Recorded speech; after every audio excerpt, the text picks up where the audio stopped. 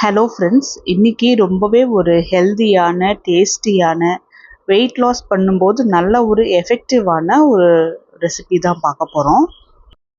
இன்றைக்கி ஒரே மாவில் நான் 2 விதமான பிரேக்ஃபாஸ்ட் இல்லை இதை டின்னருக்கு எடுத்துக்கலாம், லஞ்சுக்கு எடுத்துக்கலாம். ஸோ அது போல் ஒரு ரெசிபி தான் நான் அவங்க கூட ஷேர் பண்ணியிருக்கேன். இன்றைக்கோட ரெசிபிக்கு பவுலில் 1 டம்ளர் பாசி பருப்பு தான் எடுத்திருக்கேன். ஸோ பாசி பருப்பில் அதிகப்படியான ப்ரோட்டீன்ஸ் இருக்குது, ஃபைபர் இருக்குது. ஸோ இது நம்ம எந்த உணவு நம்ம செஞ்சாலுமே அதுக்கு நல்ல ஒரு சாஃப்ட்னஸை கொடுக்கக்கூடியது. அதே டம்ளரில் 1 டம்ளர் பச்சை பயிர் எடுத்திருக்கேன்.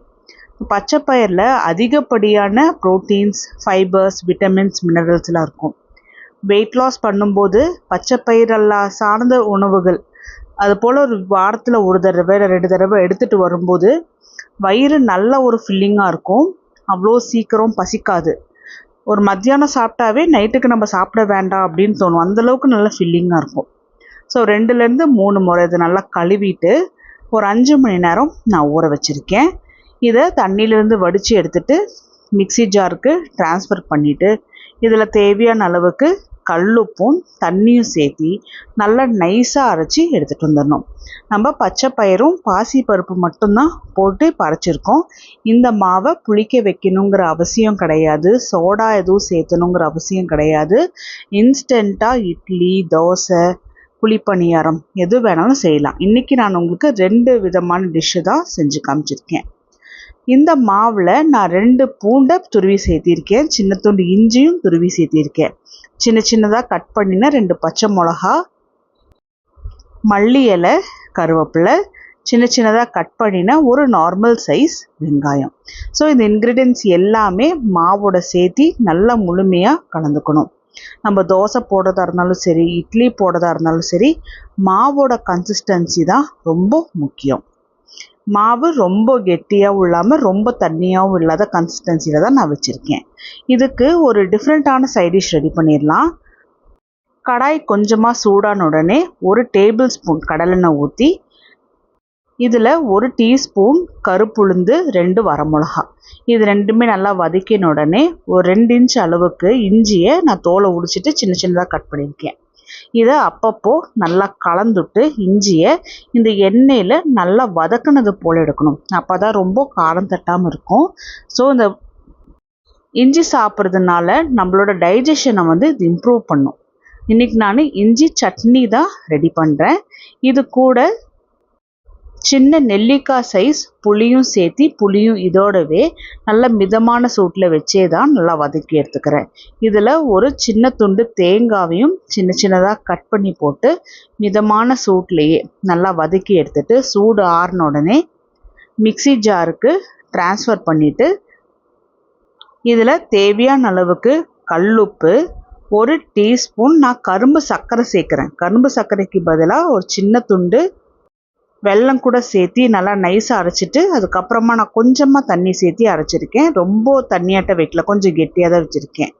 இதில் 1 டேபிள் ஸ்பூன் நல்லெண்ணெய் நல்லா தாளிக்கிறதுக்கு ஊற்றிட்டு எண்ணெய் சூடானதுக்கப்புறமா கடுகு, ஜீரகம், கொஞ்சம் கருவேப்பிலை தாளிப்பு ஆட்ட செஞ்சு சட்னியில் ஊற்றி கலந்துட்டுக்கலாம்.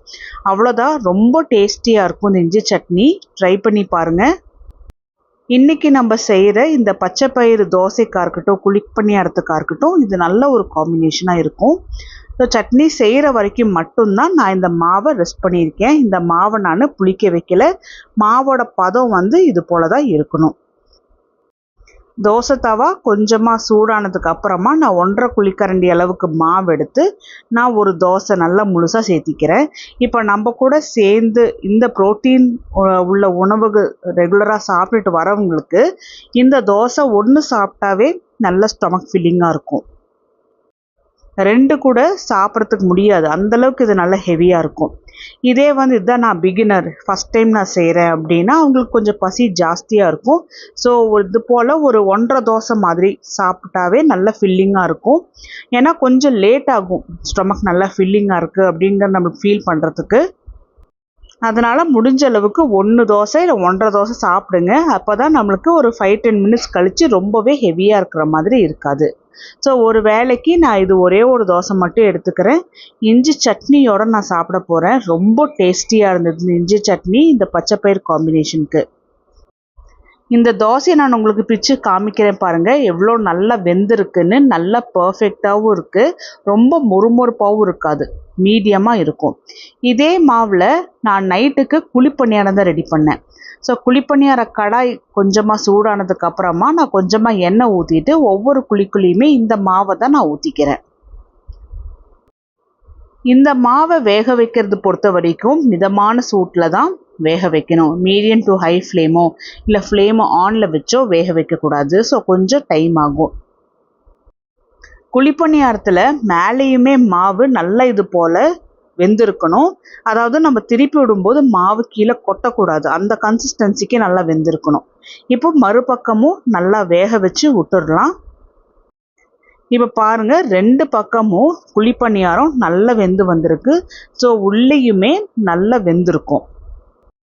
இந்த குழிப்பணியாரம் ஒரு 4லேருந்து 5 சாப்பிட்டாவே நல்ல ஸ்டொமக் ஃபீலிங்காக இருக்கும். நைட் டின்னருக்கு எங்கள் வீட்டில் எல்லாருமே நாங்கள் இந்த குழிப்பணியாரம் தான் சாப்பிட்டோம். ரொம்ப டேஸ்டியாக இருந்தது. ஸோ இது வெயிட் லாஸ் பண்ணுறவங்க, வெயிட் மேனேஜ் பண்ணுறவங்க, சுகர் இருக்கிறவங்களுக்கெல்லாம் ரொம்பவே யூஸ்ஃபுல்லாக இருக்கும். அரிசி சேர்க்காமல் செஞ்சுருக்கோம். இது போல் உணவு தொடர்ந்து சாப்பிட்டுட்டு வரும்போது நம்ம உடம்புக்கு தேவையான புரோட்டீன் சத்துக்கள் கிடைக்கும். ஸோ மூட்டு வலி, முதுகு வலி இதெல்லாமே நம்ம அவாய்ட் பண்ணிக்கலாம். ட்ரை பண்ணி பார்த்துட்டு எப்படி வந்துச்சுன்னு சொல்லுங்கள்.